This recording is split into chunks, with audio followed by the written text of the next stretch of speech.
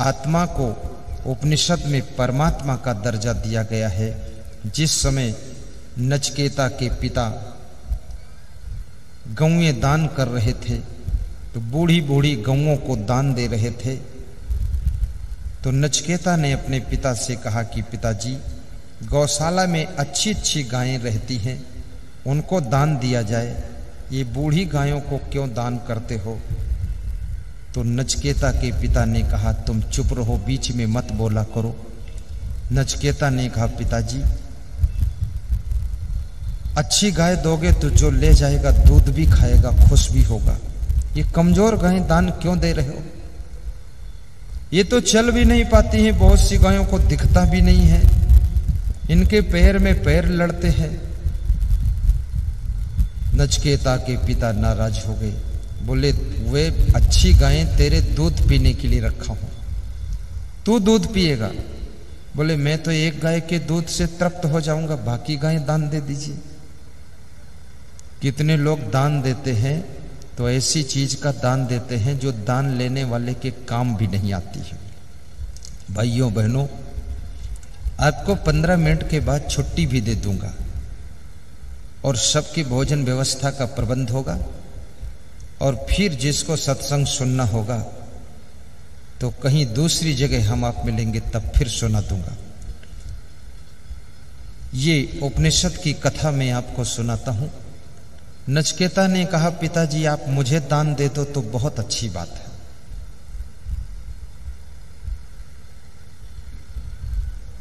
नचिकेता के पिता ने कहा कि तेरे को मैं यमराज को दान दे देता हूं, तो यमराज के घर चला जा। नचिकेता ने उठ करके पिता को प्रणाम किया और यमराज के घर चले गए। जोश में किया हुआ दान सफल नहीं माना जाता है, गुस्सा में दिया हुआ दान फल नहीं देता है। बात को पिता को दुख होता है कि एक ही पुत्र था, यमराज को दान दे दिया, बड़ी गलती हो गई। नचिकेता यमराज के यहां जाते हैं। 3 दिन भूखे नचिकेता बैठे रहते हैं। ब्राह्मण बालक भूखा बैठा हुआ है। यमराज कहीं बाहर गए हुए हैं। यमराज की पत्नी कहती है स्नान करो, भोजन करो। नचिकेता कहते हैं मेरे पिताजी ने यमराज को दान दिया है, उन्हीं की बात मानूंगा, तुम्हारी नहीं मानूंगा। वो भूखा प्यासा बालक बैठा हुआ है। 3 दिन के बाद यमराज जब आए तो उन्होंने बालक को देखा तो अपनी पत्नी को डांटा, इसको भोजन नहीं खिलाया, स्नान नहीं कराया। बोले ये मानता ही नहीं, ये बोलता यमराज को दान हुआ हूं, तुम्हारी बात क्यों मानूं? यमराज ने कहा स्नान कीजिए, नए कपड़े पहनिए, भोजन कीजिए। नचिकेता स्नान करके भोजन करके प्रेम से बैठते हैं। पूछा तुम कैसे आए हो? बोले हमारे पिताजी ने आपको दान दिया है, अब आपकी जो आज्ञा हो उसको पालन करूंगा। नचिकेता की बात को सुन करके यमराज को आश्चर्य हुआ। यमराज ने कहा बेटा तेरे पिताजी ने जोश में तुझको दान दिया है, तुम वापस जाओ, तुम्हारे पिताजी दुखी हैं, वह तुमको स्वीकार करेंगे और मेरे पास मत रुको। तो नचिकेता ने कहा कि मैं अपने पिताजी के पास वापस ऐसे नहीं जा सकता हूं, मुझे बताइए कि परमात्मा कहां रहता है। बहुत बड़ा प्रश्न पूछ दिया, परमात्मा कहां रहता है? यमराज ने कहा परमात्मा के बारे में मत पूछो, 1000 गौएं अगर मांगो तो मैं दे सकता हूं, जितनी भूमि मांगो वो भी दे सकता हूं, कुछ वैभव मांगो तो भी दे सकता हूं, लेकिन परमात्मा के बारे में मत पूछिए। नचिकेता ने कहा मुझे गौएं नहीं चाहिए, भूमि नहीं चाहिए, वैभव नहीं चाहिए, मुझे तो परमात्मा का ज्ञान चाहिए, आत्मा का ज्ञान चाहिए। आप ये बता दीजिए कि परमात्मा कहां रहता है, उसके बाद मैं वापस चला जाऊं। बहुत बड़ी बात है।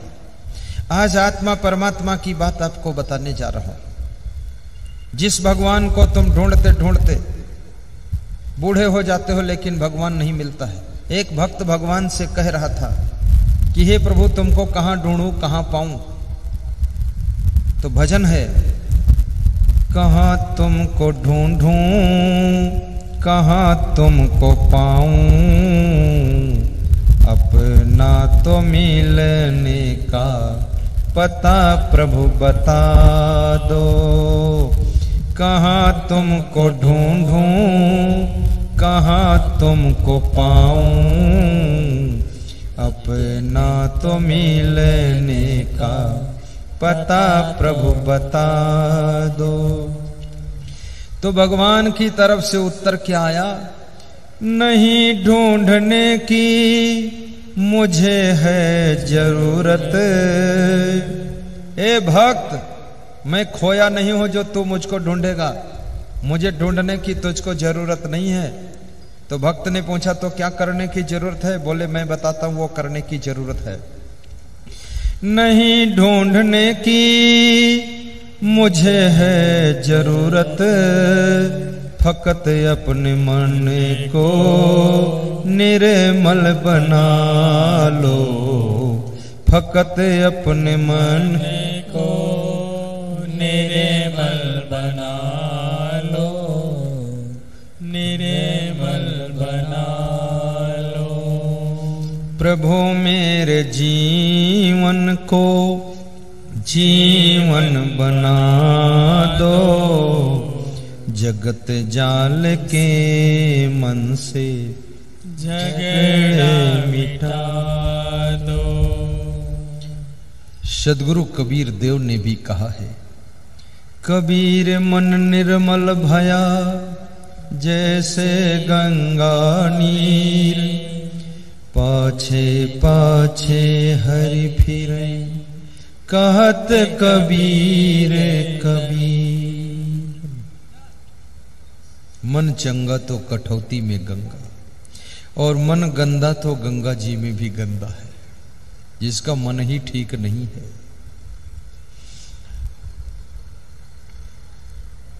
मन की तरंग मार लो बस हो गया भजन, आदत जरा सुधार लो बस हो गया भजन। मन को संभालने का ही पूरा खेल है। नचकेता अपनी जिद पर अड़ा हुआ है। यमराज मजबूर होकर के आत्मा और परमात्मा का ज्ञान नचकेता को करा रहे हैं। यमराज क्या कहते हैं?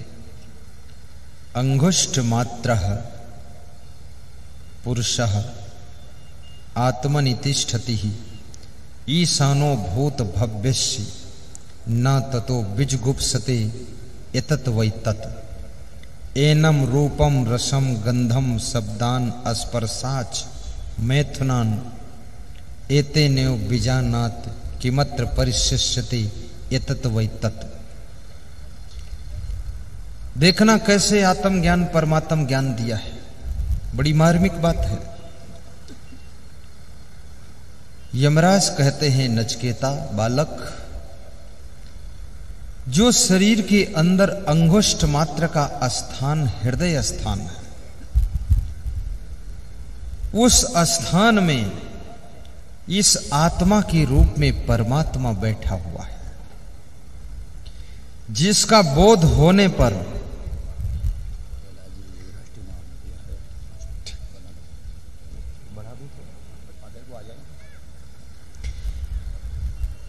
बड़ी अच्छी सूचना मिली हुई है। हमारे एक मुख्य अतिथि और पधार रहे हैं, जिनका नाम है कैलाश विजय वर्गीय जी। ताली बजा दो। बहुत अच्छी सूचना आ गई, बस 2 मिनट में पहुंचने वाले।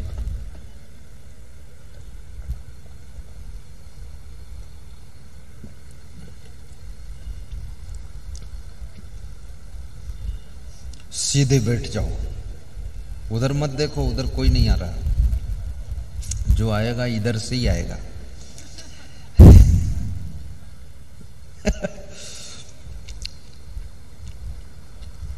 जिसका बोध होने पर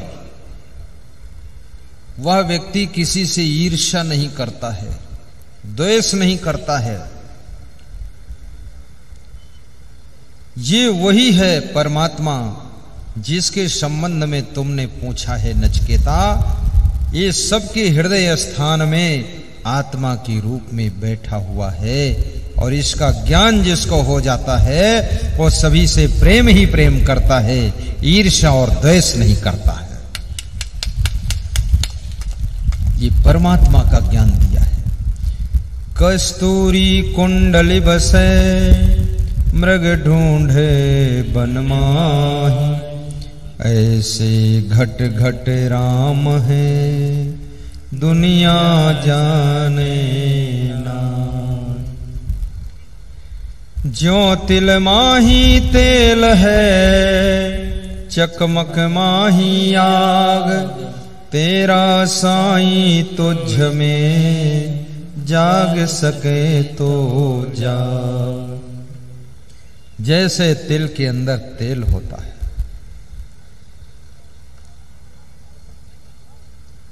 चकमक पत्थर के अंदर आग होती है, ऐसे तुम्हारे अंदर ही आत्मा रूपी परमात्मा है। उपदृष्टानुमंता भर्ता भोक्ता च महेश्वरः, परमात्मेति चाप्युक्तो देहे अस्मिन् पुरुषा परः। ईश्वरा सर्वभूतानां हृदय से अर्जुन तिष्ठति। श्रीमद् भगवत गीता में श्री कृष्ण कहते, अर्जुन ईश्वर समस्त प्राणियों के हृदय में विराजमान है। कबीर साहब भी कहते हैं, ये परमात्मा कस्तूरी कुंडल बसे मृग ढूंढे बन माही। क्या ढूंढ रहे बन बन, घट घट में समाया है। गाइए दिनेश शर्मा ब्यावरा वाले। क्या ढूंढ रहे बन बन, घट घट में समाया है। तेरे भीतर मेरे भीतर उसकी ही तो छाया है। क्या ढूंढ रहे बन बन, घट घट में समाया है। क्या ढूंढ रहे बन बन, घट घट में समाया है।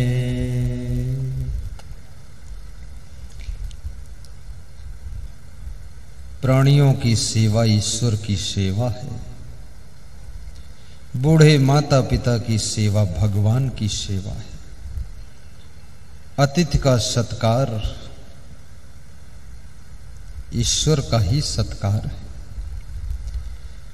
ईश्वर परमात्मा भगवान रूप बदल करके आपको मिलता है।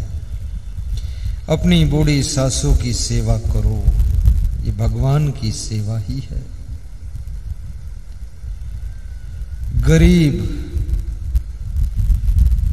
असहाय लोगों की सेवा भगवान की सेवा है। महाराष्ट्र के संत एकनाथ अपनी संत मंडली के साथ में रामेश्वरम नाथ मंदिर में दर्शन के लिए जा रहे थे, गंगा जल लेकर चढ़ाने के लिए। रास्ते में एक प्यासा हुआ गधा पड़ा था सड़क के किनारे। गंगा जल उन्होंने उसको पिला दिया। उस गधे को गंगा जल पिलाया तो संत मंडली नाराज हो गई कि ये गंगा जल कोई गधे के लिए है। तुम्हारा नाम एकनाथ और ये गंगा जल रामेश्वरम नाथ के लिए, और ये बीच में मिल गए गधे नाथ, इनको पिला दिया। गंगा जल का अपमान नहीं है, ये क्या कर रहे हो तुम? तो संत एकनाथ ने कहा, क्षमा कीजिएगा, रामेश्वरम नाथ को जल चढ़ाने वाले तो बहुत लोग हैं, पर इस गधे नाथ को पिलाने वाला केवल संत एकनाथ है, इसलिए माफ करना। जब रामेश्वरम नाथ के मंदिर में पहुंचे, सबने गंगा जल चढ़ाया। संत एकनाथ ने वहीं का जल लेकर चढ़ा दिया। रामेश्वरम नाथ के मंदिर में आकाशवाणी हुई कि अरे संत एकनाथ, तुम यहां आए हो, तुमको तो मैंने रास्ते में ही दर्शन दे दिया था। वो गधा गधा नहीं था, मैंने ही रूप बदल करके तुम्हारी परीक्षा लिया था। तुमने तो गंगा जल वहीं पिला दिया था, अब यहां आने की जरूरत थी नहीं। तो पूरी संत मंडली को आश्चर्य हो गया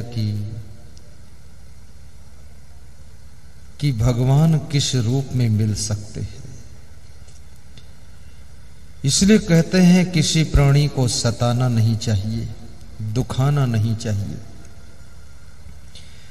नहीं चाहिए दिल दुखाना किसी का, सदा न रहेगा जमाना किसी का, सदा न रहेगा जमाना किसी का। पशु पंछियों की भी सेवा करना, कीड़े मकोड़ों पर भी दया करना। रहम है जिसके दिल अंदर रहमान वहीं पर रहता है, रहम न जिसके दिल अंदर शैतान वहीं पर रहता है। दयालु दिल बना करके जिंदगी जीना, दयालु दिल के पिता बनो, अपने बच्चों के ऊपर भी दया करना। कल मैं एक गांव में पधरौनी गया था राजस्थान में आधा घंटे के लिए। तो एक सज्जन मुझको ले गए, नाम नहीं लूंगा। तो उनके पिताजी रोने लगे, तो उनकी मां भी रोने लगी, फिर उनकी पत्नी रोने लगी, बहन रोने लगी, बेटी बेटा रोने लगे। लेकिन जो मुझे ले गए थे वो नहीं रो रहे थे, शांत बैठे थे। तो हमने कहा ये सब रो क्यों रहे थे? बोले इन्हीं से पूछ लो क्यों रो रहे। तो मैंने पूछा तो उन्होंने कहा कि ये मेरा बेटा है। उनकी बेटी ने कहा ये मेरा बाप है जो आपको लाया है। ये खूब दारू पीता है, 80 बीघे जमीन है, मकान गिर रहा है, कुछ बचा नहीं है। और उनके बाप ने कहा कि दुख इतना है कि ये दूसरी स्त्री में फंसा हुआ है, वहां रुपया दे आता है सब, उसका मकान बनवा दिया, उसको 10 लाख दे दिया है, वो दूसरे गांव की औरत है और अपनी औरत को ठुकराता है। ये हालत है। बहुत दुखी हुआ। मैंने उनको समझाया, ज्ञान दिया कि थोड़ा सांत्वना रखा करो, शराब छोड़ दो, ऐसा गलत काम ना करना। उसने संकल्प लिया कि अब शराब नहीं पीऊंगा। तो उनके बेटे बेटी खुश हो गए कि पिताजी शराब छोड़ देंगे तो मेरा घर भी उन्नति कर जाएगा, विकास कर जाएगा। दयालु दिल के पिता बनो, बेटों के ऊपर कृपा करो, शराब न पीना। दयालु दिल की मां बनो, दयालु दिल की बहू बनो, दयालु दिल के बेटे बनो। अपने माँ बाप के ऊपर भी कृपा रखना, उनको दुख न देना, वे प्रसन्न रहे। याद रखना आत्मा में ही परमात्मा का निवास है। इनको अगर खुश रखोगे तो आप पर भगवत कृपा होती है।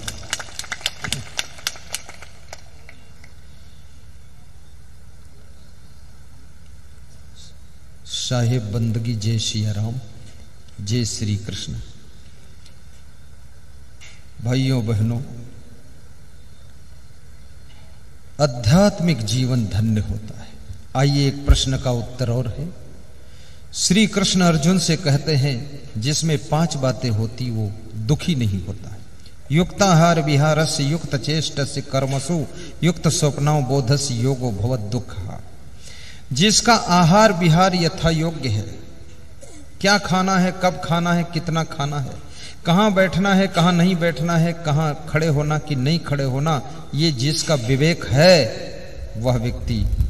तीसरी चीज ना, जिसका कर्म विवेक पूर्वक होता है, जो जोश खरोश में कोई कार्य नहीं करता है, विवेक पूर्वक यथा योग्य कार्य करता है वह व्यक्ति। और चौथी चीज, जिसका शयन, जिसका सोना विवेक पूर्वक होता है, और जागरण, 5वीं चीज जागरण विवेक पूर्वक होता है। युक्त चेष्टस्य कर्मसु युक्त स्वप्नौ बोधस्य योगो भवत दुःखः। उसके जिंदगी के दुख सब दूर हो जाते हैं। जिसका सोना जागना खाना पीना आहार विहार और भाइयों बहनों जिसके कर्म शुद्ध हो गए उसके दुख दूर हो जाते हैं। कर्मों का बड़ा प्रभाव है।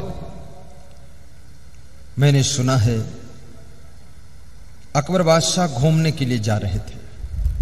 बीरबल से उन्होंने कहा तुम मेरे साथ चलो। छोटी बेगम जोधाबाई भी साथ में चलेगी। जोधाबाई को लिया और बीरबल को लिया। कहा कि जोधाबाई आगे चलेगी, बीरबल बीच में और पीछे मैं रहूंगा। जोधाबाई आगे आगे चल रही है, बीरबल बीच में है और पीछे बादशाह अकबर। अकबर को मजाक सूझी, बीरबल की पीठ में चिकोटी काट लिया, खाल पकड़कर चुटकी से ऐंठ दिया। बीरबल ने कहा बादशाह ये क्या कर रहे हो? बोले पूछो मत, आगे बढ़ो। तो बीरबल तो बड़ा मजाकिया आदमी था।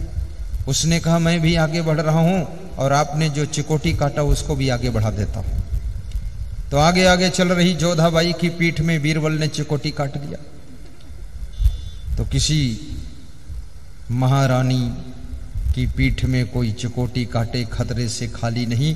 जोधाबाई पीछे मुड़ी और बीरबल के गाल पर जोर से तमाचा जड़ दिया।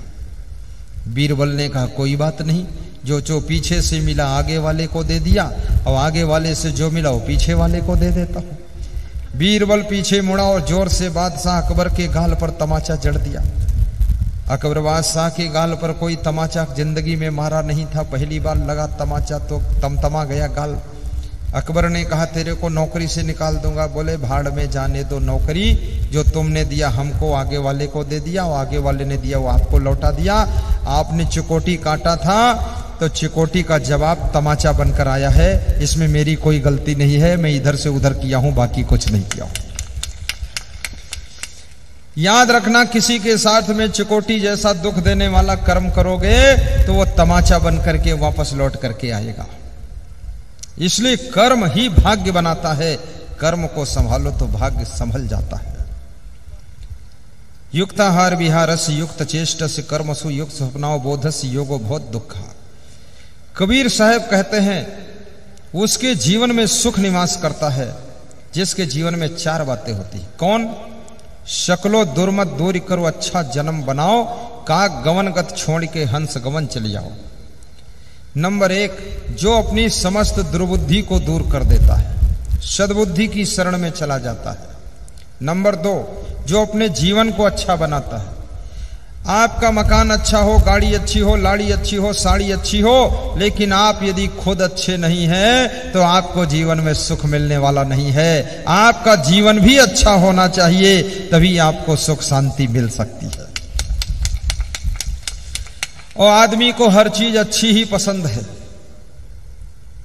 आप घड़ी खरीदते हो तो अच्छी, चप्पल खरीदते हो अच्छे, कपड़ा खरीदते हो अच्छा, गाड़ी पसंद करते हो अच्छी, साड़ी पसंद करते हो अच्छी, चूड़ी पहनते हो अच्छी, तो सब मिले अच्छा और अच्छी, तो तुम भी बन जाओ अच्छा। अपना स्वभाव अच्छा बनाओ, चरित्र अच्छा बनाओ, वाणी अच्छी बनाओ, विचार अच्छे बनाओ, अपने जीवन को अच्छा बनाओ। मकान अच्छा बनाने से सुविधा मिल सकती है, लेकिन मकान मालिक जब अपने को खुद अच्छा बनाता है तो उसको सुख मिलता है, उसको सुख मिलता है। गाड़ी अच्छी लाने से आपको यात्रा हो जाएगी, अच्छी मंजिल पर पहुंच जाओगे, लेकिन याद रखना गाड़ी में बैठने वाले यदि अच्छे होंगे तो यात्रा उनकी सुखपूर्वक होगी, शांतपूर्वक होगी। इसलिए गाड़ी में बैठने वाले भी अच्छे होना चाहिए। कितने लोगों की गाड़ी में देखो तो अंडा का खोखला पड़ा हुआ है, मुर्गा का पक्खन नोच कर डाल दिया है। कितने लोगों के मकान में जाओ तो वहां महा ठंडी बियर्स की खाली बोतलें मिलती, शराब की बोतलें पड़ी हुई। अरे ये दारू क्यों पीते हो, इसको क्यों नहीं छोड़ते हो? तुमको पीने के लिए दूध नहीं मिलता है क्या? बोले दूध खूब है, दूध बेच कर दारू पीता हूं। नशा में ही पड़े रहना चाहते, होश में रहने नहीं चाहते, मत पियो दारू। जाम पर जाम पीने से क्या फायदा, रात बीती सुबह को उतर जाएगी, ए फकीरों की प्याली को पी ले जरा, तेरी सारी जिंदगी सुधर जाएगी, ए फकीरों की प्याली को पी ले जरा, तेरी सारी जिंदगी सुधर जाएगी। अच्छा जन्म बनाओ काग गवन गति छोड़ के, और कौवा जैसी आदतों को छोड़ो। कठोर बोलना छोड़ो, गंदी चीजें खाना छोड़ो, शाकाहारी बनो, व्यसन मुक्त बनो, मृदुभाषी बनो, हंस गमन चली आओ। और चौथी चीज, हंस जैसे सारग्राही बनो, सार सार को गहिर है थोथा दे उड़ाए। भाइयों बहनों, जीवन में परोपकार भी करना, परहित भी करना, जनहित करना, गौ सेवा करना, अपने घर को साफ सुथरा रखना, प्रवचन सुनते रहना,